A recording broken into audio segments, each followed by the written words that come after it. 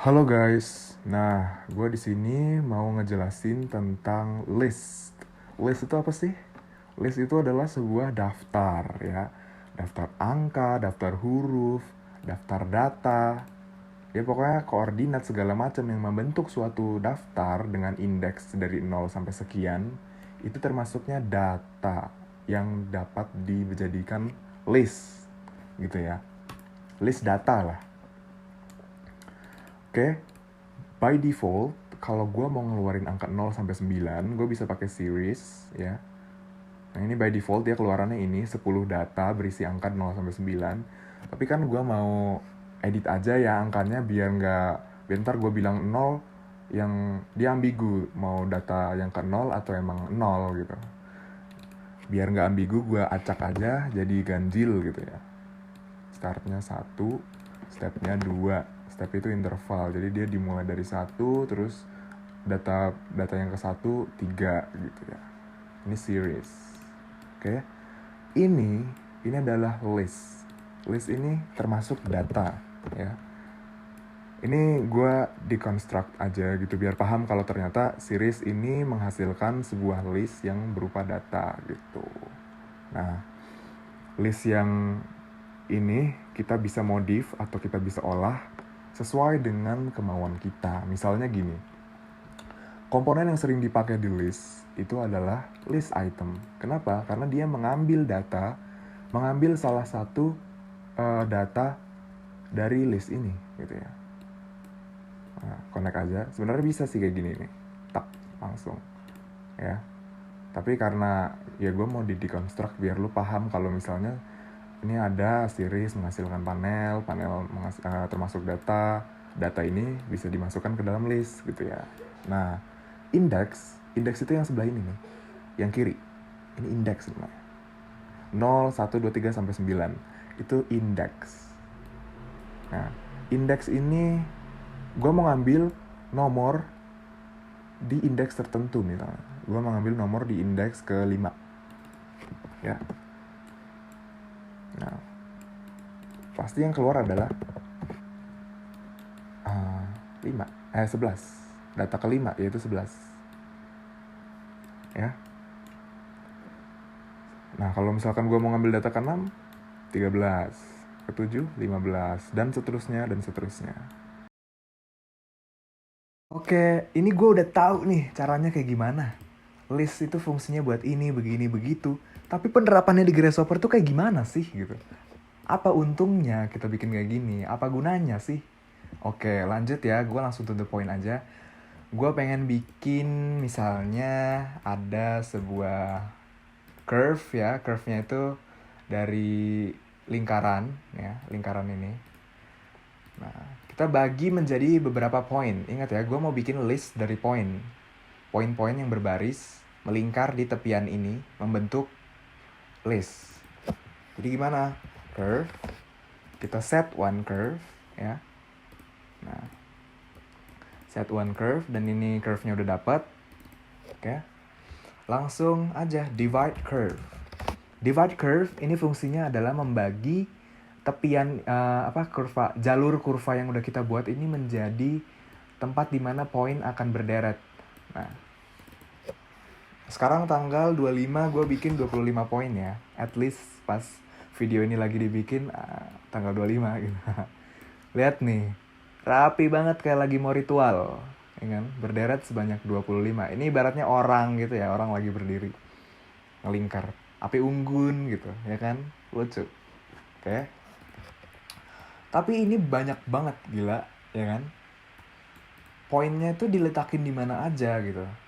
Nah, ini adalah sebuah list berupa koordinat. Ya kan? List adalah sebuah data kan. Data ini bisa berupa koordinat juga. Koordinat data ke 0 sampai, ini kan ada 25 berarti ujungnya 24 gitu ya. Nah, tapi gue nggak tahu ini data pertama yang mana, kedua yang mana, dan seterusnya itu ada di mana gitu.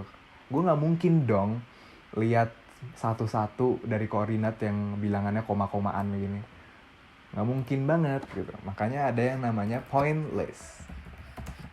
Nah, point list ini fungsinya memetakan poin ke 1 sampai ke 24 yang udah kita count tadi, 1 sampai 24, 1 sampai 25 yang udah kita count tadi di sini gitu. Ya. Oh, dia mulainya dari 0 ternyata. Oke, berarti 0 sampai 24. Dia ke arah sebelah sini, ya kan? Sampai 24. Nah, kelihatan nggak? Nggak. Gedein dong. 70.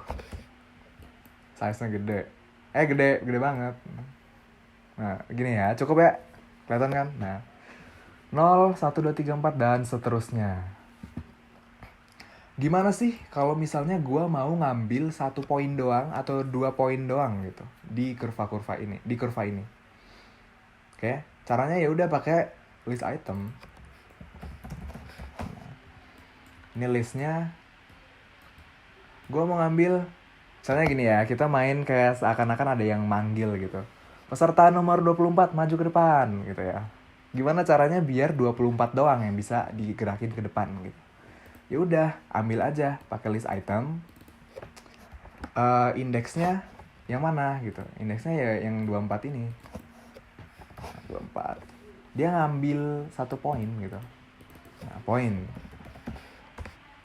Nah, list item ini keluarannya juga poin berarti. Keluarannya adalah poin dengan koordinat gitu. Karena yang diambil adalah koordinat, pasti keluarannya koordinat. Percaya nggak percaya? Ih, masa nggak percaya sih? Nah, bener gak 24 koordinatnya ini? Ya udah, berarti ini poin yang ke-24 gitu.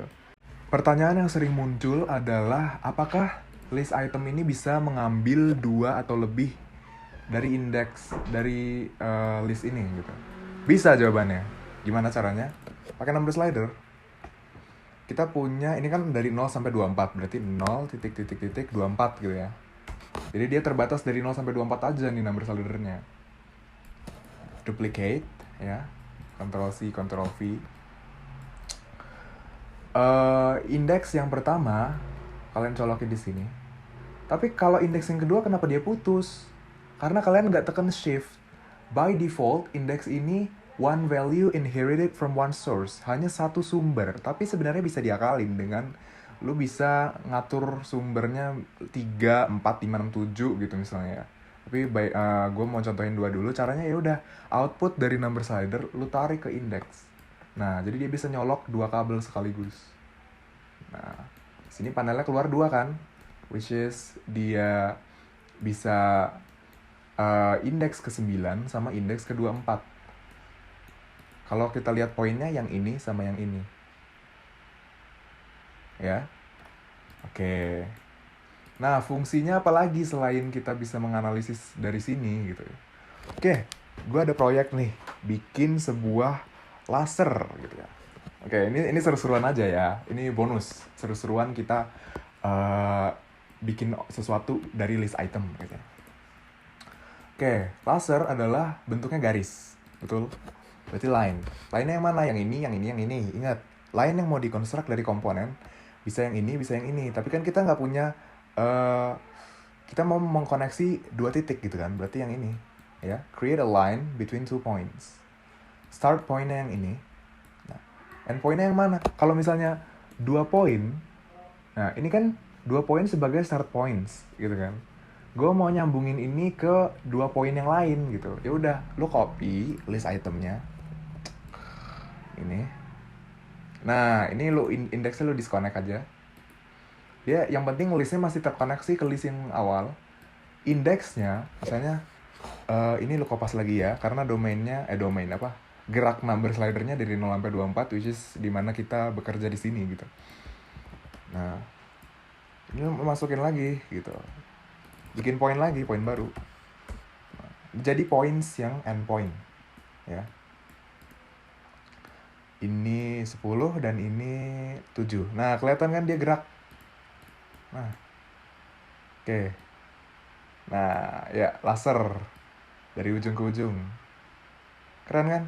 Nah, itu fungsinya list item. Sangat berguna buat pengambilan 1 atau lebih dari data, baik itu point atau nanti mungkin lu udah urusannya sama surface dan lain sebagainya yang mungkin bakal lu temuin kalau lu jam terbangnya udah banyak di Grasshopper gitu ya. Oke, itu untuk list item. Dan berikutnya kita akan lanjut ke komponen yang lain, yaitu insert item. Oke. Nah, insert items. Apa sih ini? Ini basically, lihat dari logonya ya, ada batang, dia dimasukin kotak gitu. Artinya apa? Disisipin. Misalnya kita punya list. Listnya, bentar, ini gua hide dulu ya, biar aman kalian gak usah mikirin dulu yang ada di sini. Nah, kita punya list. List kan bisa didapat dari series ya misalnya. Ini by default dia ada 10 data dari 0 sampai 9. Lu udah tahu semua ini basicnya. Dan itemnya adalah list yang mau lu sisipin ke dalam list tadi. Oke, bahasa gua agak belibet ya, tapi ya udah gini. Dia belum ada yang di insert. Ini data output. Nah, kita pengen lihat list apa sih yang ada di sini sama kita mau sisipin yang mana gitu. List dari series 0, 1, 2, 3 sampai 9 dan kita mau menyisipkan, misalkan gue bikin list baru. Multi-line data A, B, C, D, E. Jangan kayak gitu. A terlalu simple. A, B, B, C, C, D, E gitu ya. Nah, yang tahu-tahu aja deh. Gue mau nyisipin ini ke sini gitu ya. Ini kan ada 10 data. Ini ada berapa? 7, betul. Nah, hasil dari datanya akan ada 17 berarti. 10 tambah 7. Tapi yang spesial di sini adalah kita mau nge-replace data, bukan nge-replace sih namanya, mensisipkan ini ke sini di yang mana gitu, di indeks keberapa gitu. Soalnya kan gue mau indeks ketiga dari list ini. Maka dia akan muncul di bagian 3 dia akan berubah menjadi A, B, B, C gitu ya. Ibaratnya ini negara, orang-orang yang ada di negara yang gak kena bencana, sementara ini pengungsi gitu. Dia masuk ke negara ini gitu. Dia jadi pengungsi dan dia ada di 3 sehingga orang-orangnya harus bergeser. Ya kan? 3, 4, 5, 6, 7, 8, 9-nya bergeser ke 10. Gitu ya. Ini pengertian dasar dari insert item. Kalau misalnya kita geser ke 5 misalnya. Nah, dia tetap ada 17 data, tapi dia mulai dari indeks kelima penyisipannya. Itu A, B, B, C-nya dari indeks ke-5. Itu insert item. Komponen berikutnya adalah list length. Nah, list length ini apa sih? Panjang data. Panjang apa? Kayak berapa banyak datanya yang ada di panel misalnya. Yang ada di list. Kita kan tahu misalnya mau nge-divide curve ini ya. Divide curve. Jadi misalnya 23 gitu ya. Counts. Nah, ini pasti ada 23 datanya karena yang diperiksa adalah 23 poin gitu kan. Kita lihat listnya yang 23 titik koordinat 23 poin ini. Nah, length-nya adalah banyaknya. Jadi ada 23. Nah, gue mau ngurusin ini isu spesifik apa yang bisa dipakai buat kalau ada list length ini. Ya, Scribble. Nah, gue pengen ngasih tahu sesuatu. Kalian pasti pernah denger makin kesini, makin kesana. Jadi gimana sih bikin suatu parameter yang makin kesini makin kesana? Misal, gue mau bikin poin ini jadi sebuah tiang-tiang kolom gitu ya. Contohnya berarti harus ada line kan, line SDL. Nah, fungsinya line SDL ini start, direction, length. Jadi ada poinnya ya, poin parameternya. Directionnya itu bisa ke X, Y, Z, tapi karena ini mau ke atas gitu ya, jadinya ke Z. Ini gak usah diapa-apain, udah langsung aja direction. Nah, length-nya diatur dari sini misalnya. Nah, makin kesini makin kesana. Jadi makin banyak eh, poinnya, tiangnya makin tinggi gitu. Ini sangat berguna kalau kalian mau buat sesuatu konsep yang makin ke sini makin ke sana misalnya. Apalagi nih, contohnya pipe ya, misalnya pipe. Nah, ini lainnya pak gitu. Nah, dibikin juga dari list length, radius. Oh, makin banyak poinnya, radiusnya maka akan makin gede gitu. Sampai membentuk apa ini ya? Wih, macam apa? Mandala gitu ya. Nah, gitu fungsinya list length itu bisa buat jadi parameter makin kesini makin kesana. Oke, paham kan? Oke guys, komponen berikutnya adalah sort list ya. Sort list. Ini tuh apa sih? Namanya juga sort ya kan, pasti fungsinya tidak lain dan tidak bukan adalah mengurutkan list. Berdasarkan apa? Berdasarkan nilai terkecil hingga nilai terbesar. Sebelah kiri atau input ada keys dan values. Keys adalah list yang belum diurutin. Values berkaitan dengan parameter yang berkaitan dengan keys yang mau kita urutin tadi. Nah, outputnya juga sama. Keys adalah yang udah diurutin, values yang udah diurutin. Gitu. Sekarang kita jump langsung ke contohnya. Contoh kasus. Ada angka. Ya, series kan by default dia 0 sampai 9. Tapi kali ini mau gue coba randomize. Nah, lihat. Masuk, di random aja, asal-asal. Nah, kalau begini kan ceritanya angkanya acak-acakan. Betul gak? Kayaknya acak-acakan kan? Nah, angka-angka yang acak ini bisa diurutkan menjadi angka yang sesuai dengan kaidah minimum maksimum dari nilai negatif positif gitu-gitu deh ya. Kalau udah masuk ke keys dan masuk ke sort list, otomatis keluarannya akan urut dari minus yang terendah hingga positif yang tertinggi. Gitu. Oke. Nah, itulah fungsi sort list. Gunanya apa? Gunanya untuk menentukan misalnya jarak terdekat. Nah, jarak terdekat dari titik satu ke titik lain itu adalah berkaitan dengan values. Contoh gini. Gue mau bikin rectangle gitu ya. Nah, rectangle ini gue mau bikin sebagai ruangan kayak ballroom gitu. Ibaratnya ya, contohnya adalah ballroom yang ukurannya tuh 30 kali 30 gitu. Nah, ya. Ini ballroomnya 30 kali 30 dan diisi oleh orang-orang gitu. Orangnya ada berapa sih gitu. Biasanya orang nikahan ada berapa ya? Nah, anggap aja 20 orang gitu. Lagi pagi ya. Ada 20 orang yang baru datang ke acara pernikahan. Terus tiba-tiba ada orang ke 21 datang nih.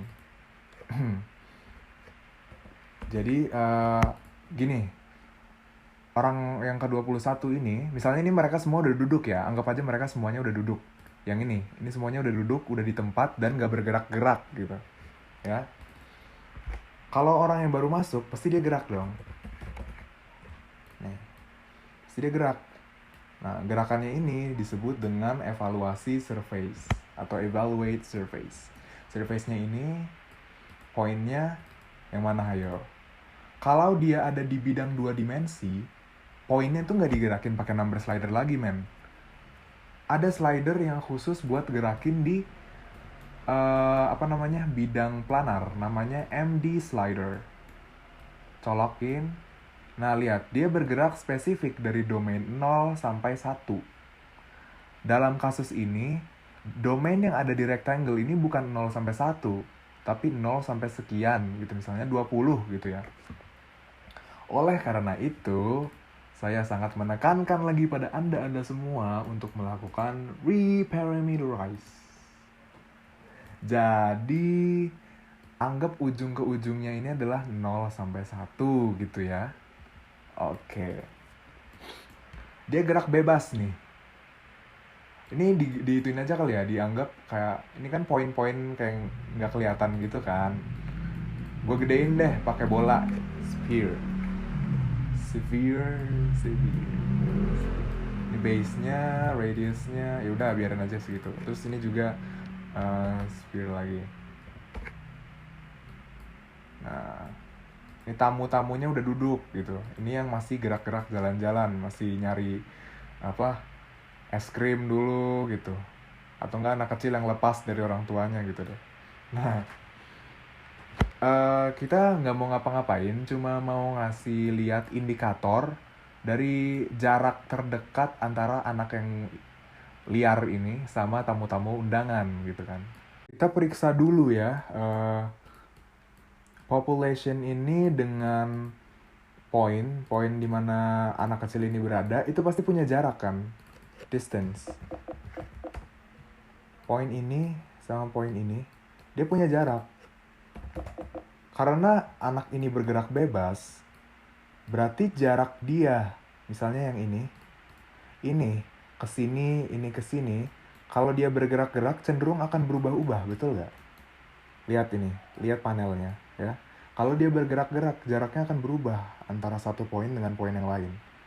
Ya, ini adalah list yang teracak, ya kan? Kita pengen tahu jarak terdekat.